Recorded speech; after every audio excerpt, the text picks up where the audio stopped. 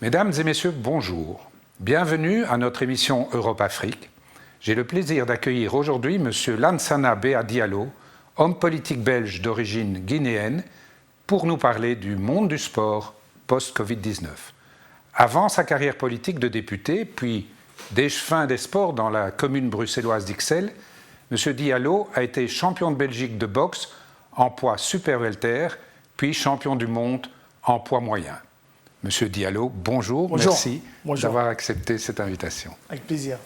Alors, juste pour nos téléspectateurs, dire que vous êtes en fait né au Libéria, que vous avez grandi à Paris, mais que vous êtes d'origine guinéenne. Tout à fait.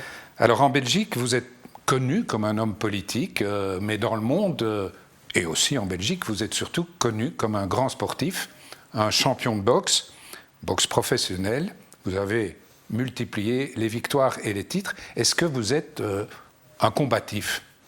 Oui, je pense que c'est un état d'esprit en fait. Et effectivement, depuis que je suis tout jeune, ça a toujours été l'état d'esprit a toujours été de se dire il faut se battre dans la vie pour y arriver. Et donc voilà, c'est l'état d'esprit que j'ai toujours conservé. Et la boxe, il y a des règles. Et donc quand tu es sur un ring de boxe, effectivement, il y a la dimension qui te permet d'avoir de la distanciation par rapport à la réalité du monde. Donc oui, effectivement, j'ai toujours été un combattant. Alors, dans le sens noble du terme, évidemment. Voilà, mais comme combattant, comme champion de boxe, en janvier dernier, je pense, vous êtes remonté sur le ring contre Raymond Joval. Ouais. Et c'était dans le cadre de votre projet humanitaire qui s'appelle Fight for Africa. Qu'est-ce que c'est exactement ? Oui, tout à fait. Effectivement, en fait, après 15 ans d'absence sur le ring de boxe, j'ai décidé en fait de remonter sur le ring de boxe pour montrer en fait que rien n'est impossible et que en fait tout est une question d'état d'esprit et de volonté pour changer les choses, notamment par rapport à ce paradoxe aujourd'hui où on se rend compte en fait que partout on dit que l'Afrique c'est l'avenir de demain et que finalement cette Afrique qui est considérée comme étant l'Afrique de demain, le futur ne profite pas nécessairement à ses habitants et pas spécifiquement à sa génération de jeunes aujourd'hui qui a décidé de quitter le continent, de prendre des risques, de traverser les mers, avec tout ce que ça comporte comme risque. Donc, en clair, l'Europe qui est perçue un peu comme un Eldorado pour ces Africains, et notamment en Afrique de l'Ouest, voulait leur faire comprendre que l'Eldorado, il est chez eux et qu'il y a moyen de faire beaucoup de choses là-bas. C'est exactement ça, c'est vraiment ça. C'est de dire qu'il y a un potentiel réel dans le pays et dans le continent. Et comment est-ce qu'on peut vous donner les outils pour pouvoir développer et comprendre effectivement que l'Europe n'est pas le futur, n'est pas l'Eldorado, mais l'Europe peut vous accompagner aussi justement dans un développement économique local du pays et du continent, avec une grande prospérité. Alors, dans la période tumultueuse, bien avant le corona, vous aviez dit... avec le sport, je peux aussi lutter contre le djihad. Alors, expliquez-nous. En fait, oui, je ne l'avais pas seulement dit, on l'avait vraiment pratiqué. Donc, c'est-à-dire qu'on a créé une salle de sport à Bruxelles il y a quelques années. Et c'est vrai que la montée de l'extrémisme était de plus en plus importante dans notre région et dans le monde d'une manière plus générale. Et donc, les jeunes se faisaient très facilement capter. Et donc, je me suis dit, en fait, que moi-même, j'étais un jeune très révolté contre le système. Et que le sport, mon sport et la boxe en particulier m'a permis de canaliser ça et d'en faire vraiment une vraie force et de comprendre en fait que ce que je pensais être infranchissable, donc avec plein d'injustices, ouais, ce sont des racistes, ouais, je peux quand même pas y arriver parce que je suis noir, etc. Que finalement en fait je me suis dit mais en fait la vie c'est un combat et c'était cet état d'esprit-là qu'on donne aux jeunes en fait pour casser justement cette dimension qu'on leur donne en essayant de les endoctriner dans des approches qui sont complètement contraires à ce qu'on peut appeler la religion que nous pratiquons en tant que musulmans. Et donc c'est vraiment cet état d'esprit-là qu'on leur donne à travers le sport pour leur faire comprendre que ça dépend d'eux le changement.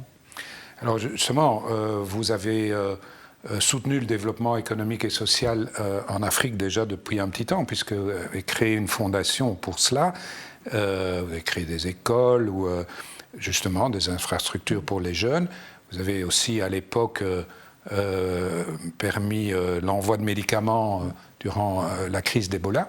Est-ce que maintenant, pendant la crise sanitaire du corona, vous avez aussi fait des interventions sur le terrain médical ou bien peut-être uniquement au niveau de votre commune? Oui, alors au niveau de notre commune, évidemment, il y a eu tout un grand travail qui a été mis en place en Afrique et en Guinée, plus particulièrement avec les pays partenaires, parce que comme j'ai aussi ce qu'on appelle la coopération internationale au niveau de ma commune, nous avons mis en place vraiment tout un accompagnement avec des associations dans les pays d'origine pour justement accompagner et soutenir ces associations pour mettre en place de la sensibilisation, des outils pour permettre aux gens d'avoir des masques, etc., etc. Donc il y a tout un travail qui est mis en place à travers une ONG notamment qui est en Guinée plus particulièrement, qui s'appelle le Réseau mondial pour une Guinée nouvelle, qui fait ce travail-là, qui est un travail vraiment extraordinaire. Il y a vraiment une volonté, je dirais, de la part des associations, notamment en Afrique, qu'elles s'organisent vraiment au-delà du gouvernement et qui ont besoin d'avoir du soutien. Et c'est à travers ça que j'amène effectivement mon soutien en les accompagnant. Alors, en fait, le sujet du jour, c'est que cette crise sanitaire a mis complètement à l'arrêt le monde du sport. Et c'est une des grandes victimes du coronavirus. Mais ça touche aussi énormément le grand public parce que l'Euro devait commencer, le championnat de foot a été perturbé, les Jeux Olympiques... le Tour de France reporté peut-être, bon, etc. Du confinement sans sport pour beaucoup de gens, c'était terrible. Quelles sont en fait les répercussions? Parce que c'est un énorme vide. Oui, effectivement, ça a été en fait des moments très difficiles à vivre pour les sportifs parce que je suis moi-même directeur technique avec la fédération de boxe belge. Et on s'est rendu compte vraiment que pour les sportifs compétiteurs de haut niveau, c'était compliqué, mais pour le citoyen lambda aussi, qui a l'habitude d'aller faire son sport 2-3 fois par semaine dans des salles de sport, était aussi très difficile à percevoir. Donc il y a évidemment eu toute une réflexion aussi avec les fédérations. J'ajouterais aussi de lambda qui aime le sport, mais qui aime surtout le regarder à la Tout à fait, télé, effectivement. Les grands événements. Vous avez parlé de grands événements, où il y avait Roland Garros aussi, effectivement, il y avait Wimbledon. Donc évidemment, c'est tous des événements qu'on suit, surtout dans ces périodes-ci, et qui sont vraiment importants. Et c'est vrai que c'est quelque chose qui manque réellement. Et donc, ce qui a été réinventé un peu par rapport justement au sport, c'est qu'on s'est redécouvert quelque chose qui était vraiment extraordinaire, c'est qu'on pouvait faire du sport aussi à la maison. Donc on n'avait pas nécessairement besoin d'aller dans la salle de sport. C'est évidemment important parce qu'il y a la sociabilisation qui est très importante, la rencontre des autres, aussi d'avoir d'autres personnes pour pouvoir performer, puisque ça vous permet évidemment de dire « Ah tiens, lui, il arrive à faire ça, il faut que j'aille le chercher ». Mais par contre, quand on est à la maison, on peut aussi pratiquer du sport. Ça, c'est aussi une découverte réelle.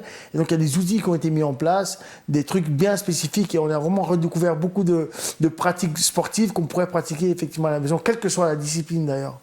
Alors le déconfinement sportif a commencé doucement, mais alors pour vous, les sports de combat, la boxe en particulier, ils feront partie des derniers confinés, donc c'est la vie dure, cette période de distanciation. La question c'est comment maintient-on la motivation des athlètes dans des cas pareils? C'est pas évident parce qu'on avait beaucoup de jeunes qui avaient un espoir d'aller aux Jeux Olympiques. Qui se sont préparés pendant très très longtemps et qui, in fine, aujourd'hui se retrouvent effectivement dans un report qui est de plus d'1 an. Mais la difficulté en boxe, c'est quoi? Parce que quand tu as 19, 20, 21 ans, c'est que tu as la croissance. Et donc, quand tu es dans une catégorie de poids aujourd'hui, dans laquelle tu es en train de te qualifier et que finalement tu dois changer de catégorie, finalement tu ne pourras plus aller te qualifier aux Jeux Olympiques. Les Jeux Olympiques sont finis pour eux. Et donc attendre pendant 1 an, il y a aussi tout cet impact qui est important et on a beaucoup de jeunes aujourd'hui qui ne pourront pas partir aux Jeux parce que leur changement de catégorie les disqualifie automatiquement effectivement de cet objectif-là. Mais quand on regarde tous ces jeunes sportifs qui sont hyper motivés, ce qu'on a pu mettre en place comme outil, c'est de leur dire gardez le cap parce que effectivement l'objectif que vous fixez aujourd'hui pour atteindre cet objectif-là, il faut garder le cap, il faut continuer à vous entraîner. Donc voilà, on encadre un peu, on accompagne, mais c'est vraiment très très difficile de garder la motivation parce qu'ils sont des compétiteurs. Et sans compétition, c'est difficile. Alors, vous avez parlé de la boxe, évidemment, c'est vrai que la boxe, c'est un sport de contact. Et si on parle de contamination, évidemment, le contact est un des facteurs les plus importants. Et donc aujourd'hui, c'est très difficile effectivement de reprendre la pratique de ces sports-là. Alors, à votre connaissance sur le terrain vraiment économique, où on sait que dans des secteurs comme l'ORECA ou même certains pans de la culture, parce que je pense que les deux grands manques pour la population, c'était le sport et la culture, probablement aussi le fait de pouvoir sortir au restaurant, est-ce qu'il y a des pans de l'activité sportive qui, parce qu'elles ont été à l'arrêt, sont menacés économiquement, risque de faillite ou de... Alors c'est très difficile en fait de le comparer au monde culturel par exemple, mais par contre effectivement il y a des pans effectivement de certains sports aujourd'hui qui ont beaucoup de difficultés parce que le souci en Belgique notamment ou peut-être même dans d'autres pays du monde, c'est que on a des sports qui sont assez professionnels, donc quand on parle de football, etc., qui sont structurés, et la difficulté des autres sports, c'est que beaucoup de jeunes gagnent leur vie, notamment dans le monde de la boxe, grâce aux combats qu'ils font. Ouais. Donc s'ils ne font pas de combat, ils n'ont pas de revenus.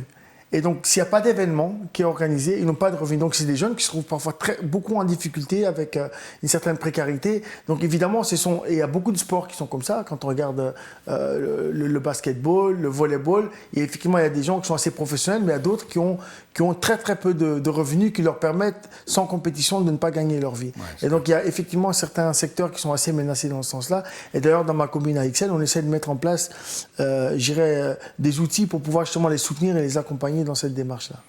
Alors, est-ce que cet arrêt brutal du sport qu'on a connu ici pendant le confinement, est-ce que le continent africain a vécu ça de la même manière, ou bien est-ce que le sport a encore pu se pratiquer davantage que chez nous ?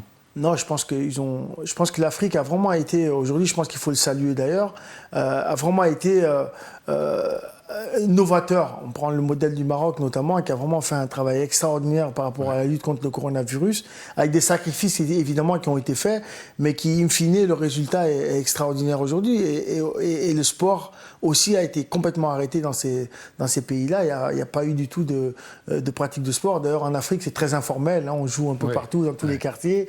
Et c'était des villes qui étaient assez mortes dans les images, en tout cas, que je pouvais voir, ou dans les infos que je pouvais avoir de ma famille qui était en Afrique. Tout le monde est resté chez lui. Vraiment, ils se sont dit, ce qui se passe en Europe est grave. Il ne faut pas que ça arrive chez nous, parce que si ça arrive chez nous, ça va être quelque chose de catastrophique. Oui, donc il y a une sorte d'obéissance civique exceptionnelle. Je vais venir 2 secondes sur l'activité que vous avez ici en Belgique en tant qu'échevin et je dirais numéro 2 du gouvernement de la commune, je dirais. Ouais. Est-ce qu'historiquement, puisque vous êtes échevin depuis près de 15 ans, je crois, vous avez toujours eu le sport dans vos compétences ? C'est assez paradoxal, non ? Parce que le sport, ça fait pas tellement longtemps que je l'ai. J'ai eu beaucoup d'autres compétences, mais le sport, je l'ai pris il y a exactement 4-5 ans. Sur les 13-14 ans que j'ai eu en tant qu'échevin, je l'ai pris seulement depuis 4-5 ans. Les sports. Parce qu'en fait, je ne voulais pas qu'on m'enferme là-dedans. C'est comme quand je suis arrivé au Parlement, je voulais pas. J'ai été président de la Commission des relations internationales et des affaires étrangères, parce que je ne voulais pas en fait qu'on me cantonne seulement aux sportifs. Et donc je me suis dit, je veux qu'on casse cette image-là. Je veux montrer que c'est pas parce que je suis sportif que je n'ai que des compétences de sportif. Donc j'ai d'autres compétences. Et donc j'ai pas voulu de la compétence des sports. Et puis évidemment, on revient évidemment toujours vers évidemment ses origines. Donc puis après, une fois que j'ai eu effectivement de l'expérience, de l'expertise, j'ai dit ok, je vais reprendre alors les sports en main pour travailler dans Monsieur mon domaine. Diallo, on va faire une petite interruption. Chers téléspectateurs, nous allons nous retrouver tout de suite après cette interruption. Monsieur Diallo, nous reprenons notre conversation sur le sport après le Covid. Alors, comme on parlait précisément de votre rôle d'échevin des sports, ce que l'on sait moins peut-être, parce que vous êtes surtout connu dans votre commune, mais c'est que vous êtes député socialiste au Parlement belge. Est-ce que cette carrière politique, qui est loin d'être finie, on en parlera, a été influencé par le parcours de diplomate de votre père? Alors, en fait, c'est assez paradoxal parce que je n'ai pas ce sentiment-là. Alors, évidemment, aujourd'hui, j'ai une âme vraiment de politicien, mais je ne pensais pas que je l'avais. J'ai toujours dit que je ne ferai jamais de la politique. J'ai des interviews quand je suis sportif où on m'interviewe là-dessus. J'ai dit non, moi je suis beaucoup trop authentique pour faire de la politique. Ouais. Et finalement, je me suis retrouvé en politique et je crois que c'est effectivement sans doute l'influence du parcours de mon papa qui a fait que je m'en sors pas trop mal en politique. Mais j'ai un langage assez diplomatique aussi qui me permet aussi de trouver parfois des équilibres. Voilà. Alors je sais que vous êtes élu par beaucoup de gens, c'est un très large public dans cette commune d'Ixelles où il y a, je crois, 130 nationalités à peu près, ce qui est extraordinaire. 182. Mais vous bénéficiez... 82. 182, c'est incroyable. C'est presque le monde. C'est le monde entier qui est représenté dans une commune. Mais vous avez aussi le plus grand quartier africain dans la commune qui s'appelle Matongé. Tout à fait. Et où forcément vous devez faire des scores électoraux massifs. Est-ce que vous avez rencontré dans votre carrière politique ici des problèmes personnels de racisme ou de sectarisme? À un moment donné, vous avez dit, mais ça peut être dans l'autre sens, vous avez dit, ce n'est pas parce que je suis noir que je suis l'échevin des Noirs. Ouais. Oui, et j'ai dit, c'est pas parce que j'y chauve que je suis les chauves aussi. Donc j'ai été beaucoup plus large que ça. Mais oui, je donnais cette image-là parce qu'on nous ramène souvent à nos origines. On nous ramène souvent. Vous voyez, par exemple, vous faites une erreur parce que, vous voyez, Matongé. Oui. Matongé, c'est effectivement le quartier africain, mais c'est pas habité par les Africains. Donc, par exemple, les Africains n'habitent pas. Ils ont leur commerce là surtout. Exactement, mais ils n'habitent pas Matongé. Donc Matongé est un quartier assez diversifié où il n'y a presque pas d'Africains. Et donc, c'est assez paradoxal. Et donc, effectivement, oui, évidemment que j'ai déjà subi le racisme, mais je suis plus fort que le racisme. Ce que je dis souvent, quand j'entends parfois des gens se plaindre, je dis, moi, je me suis aussi fait tabasser par des policiers quand j'étais plus jeune. Est-ce que j'ai haï la police? Non, j'ai besoin de la police.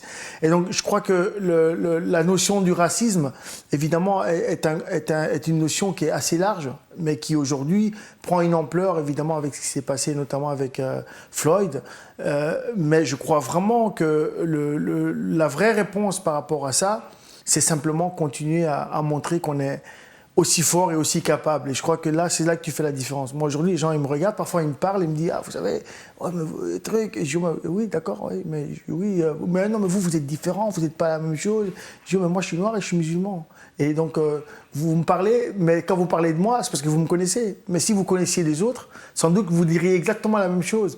Et donc, je dis simplement que le racisme, aujourd'hui, c'est parce qu'on doit apprendre à connaître les autres. Et je pense que quand on se parle, quand on se connaît, ben je crois qu'on casse vraiment ces clivages-là. Et je crois que c'est la peur de l'autre surtout qui fait... Mais néanmoins, on peut quand même dire, et c'est peut-être pas à votre niveau, mais de manière plus large, le racisme dans le sport, précisément, est quelque chose qui est particulièrement choquant et qu'on a connu dans les stades de football, notamment.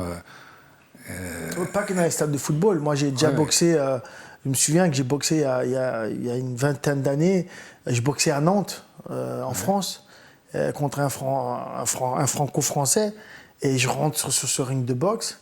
Et j'entendais des gens, il y avait plus de 3-4 000 personnes qui criaient Ouh, Bamboula, massacre le Bamboula, etc. C'était quelque chose de hyper interpellant et choquant. En France, à Nantes, où il y a une diversité aussi culturelle qui était impressionnante. Mais les gens, en fait, qui crient ça, parfois tu regardes, mais tu te dis, mais c'est même pas du racisme. C'est parfois de l'inconscience. Exactement, et de la bêtise. Parfois, comme je me souviens quand je suis arrivé pour la première fois voir un match de foot en Belgique, c'était Standard de Liège contre Anderlecht. C'était au Standard, à Liège. Et là, j'entends, en une fois, moi j'étais dans une tribune, et j'entends un type faire ouh, ouh, ouh. Et je me tourne. Il dit non. Et puis il y avait un joueur noir dans son équipe, il était en train de crier et de l'applaudir. Donc tu te rends compte, c'est vraiment de la bêtise en fait, finalement. C'est même pas du racisme. Alors, il y a quelque chose de sympathique à constater qu'il y a une communauté guinéenne importante en Belgique, à Bruxelles en particulier. Et il y a ça également au Maroc, en fait, qui est le pays de notre chaîne de télévision. Ah oui, tout à fait. Oui, c'est vrai. Vous connaissez les raisons historiques je pense qu'il y a un vrai lien très très fort entre le Maroc et la Guinée, qui est un lien historique, notamment à l'époque entre Hassan II et le président de la République de l'époque, qui s'appelait Sékou Touré, Ahmed Sékou Touré, depuis 1958. C'est que notre pays était un des premiers pays effectivement qui a pris son indépendance. Et depuis, ce lien s'est vraiment étoffé avec la Guinée. Et aujourd'hui, il est encore beaucoup plus renforcé. On a beaucoup d'étudiants guinéens qui sont au Maroc, qui étudient et qui se forment. Il y a aussi beaucoup d'entreprises marocaines aujourd'hui qui sont effectivement présentes en Guinée, notamment dans le domaine de l'agriculture et de la construction. Et sur le terrain sportif ? Alors, sur le terrain sportif, il y a beaucoup d'échanges footballistiques. Il y a beaucoup de joueurs de football. Il y a beaucoup de joueurs de football aussi qui jouent au Maroc et qui ont joué au Maroc. Moi, j'ai eu une équipe de foot en Guinée qui s'appelle le Afia Football Club, qui est un des plus grands clubs de football. Et j'ai fait beaucoup d'échanges avec le Maroc, notamment avec Khoulikba, qui avait un grand club de football au Maroc. Ah oui. Alors revenons sur la Guinée, parce que vous êtes une star en Guinée. Si vous débarquez de l'avion, c'est pas possible d'y aller sans qu'il y ait une foule à l'aéroport. Et à un moment donné, on a entendu que vous pourriez être candidat à la présidence du pays. C'était une rumeur, expliquez-nous. Ben, en fait, comme vous l'avez dit au début, c'est que j'ai toujours eu un engagement en fait, dans mon pays d'origine qui était quelque chose de très très fort, qui dépassait la dimension politique, qui était de se dire comment est-ce qu'en fait à un moment donné, moi je peux amener mes compétences pour pouvoir aider un pays en fait, qui est pour moi un des pays les plus riches du monde et qui in fine est considéré comme étant un des pays les plus pauvres du monde. Donc ça c'est vraiment un paradoxe et donc mon combat et mon engagement a toujours été dans ce sens-là. Alors il y avait effectivement dans le pays d'origine une grosse crise politique qui prend de l'ampleur et je suis toujours intervenu. Vraiment en amenant toujours l'apaisement, en amenant toujours une dimension qui était plutôt rassembleur. Et donc la dynamique qui s'installait un peu de divisions ethniques, etc., m'a fait peur. Et donc j'ai commencé à intervenir politiquement dans ce sens-là. Et il y a tout un mouvement qui s'est créé qui a dit on aimerait bien avoir Béa comme président. Donc le bruit a commencé à courir. Et quand on m'a interviewé, j'ai dit si c'est la volonté du peuple, ben, je prendrai mes responsabilités. Mais honnêtement, je pense qu'un jour, je finirai par jouer un rôle politique dans le pays d'origine.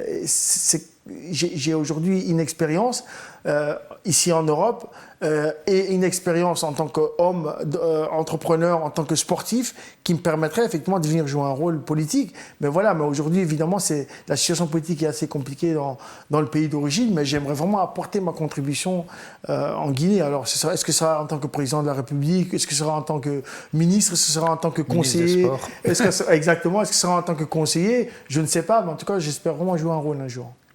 Mais c'est tentant parce qu'on a envie de dire qu'il est grand temps qu'en Guinée, il se passe quelque chose. Parce que c'est un pays, comme vous dites, un pays riche, c'est un pays très beau, il n'est pas très très grand, mais il a pas mal de richesses.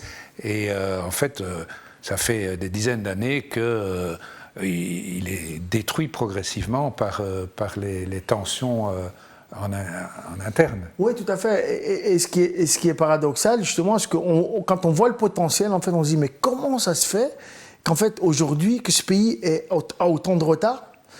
Vous dites qu'il n'est pas grand. Pour moi, c'est 12 millions d'habitants pour la moitié de la France. Effectivement, ce n'est pas très grand, mais c'est quand même encore énorme. Je n'ai pas dit qu'il était petit. Non, vous avez raison. Non, mais c'est la moitié de la France, ce n'est pas très grand. Mais donc, ça veut dire aussi que ça peut être un vrai laboratoire. C'est un pays où c'est la première réserve mondiale de bauxite.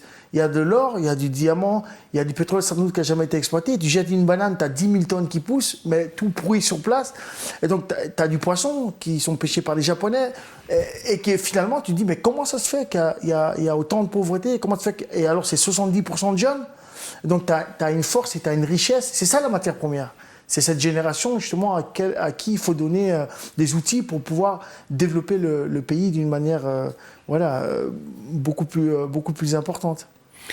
Alors, justement, ce pays, c'est intéressant de savoir qu'est-ce qu'il a comme lien et quel rôle il joue dans l'Afrique de l'Ouest et également au niveau de l'Afrique du Nord et en particulier avec le Maroc. Vous l'avez un peu parlé pour le Maroc, mais sur ses liens avec l'ensemble des pays de l'Ouest et du Nord. La Guinée est assez centrale, donc la force de la Guinée, c'est qu'elle a 6 pays limitrophes qui sont autour de lui, donc le Sénégal, la Côte d'Ivoire, le Mali, etc. Donc tous ces pays-là, le Sierra Leone, la Guinée-Bissau, le Libéria, et donc tout ça fait en sorte que la Guinée est un pays assez intéressant et en même temps, je dirais que son rôle, justement, qui est central, pourrait aussi permettre d'être un espèce de rôle, je dirais, pacificateur autour. Parce que la Guinée, historiquement, avec Sékou Touré, c'était la notion du panafricanisme, à un moment donné, de l'autonomisation aussi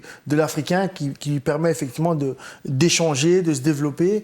Et finalement, ce rôle central et ce moteur que pourrait jouer la Guinée en tant que laboratoire, en fait, Je crois vraiment en tant que laboratoire, parce que quand on prend un Congo, le Congo c'est un pays gigantesque, c'est un pays énorme, où il y a beaucoup de richesses.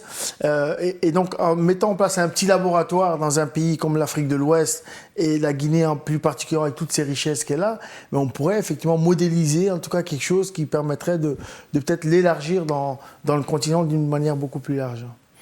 Et ma dernière question, vous n'êtes pas sans savoir que au niveau du Maroc, Sa Majesté le roi Mohamed VI a, je dirais depuis quelques années maintenant, développé une véritable politique internationale de coopération sud-sud.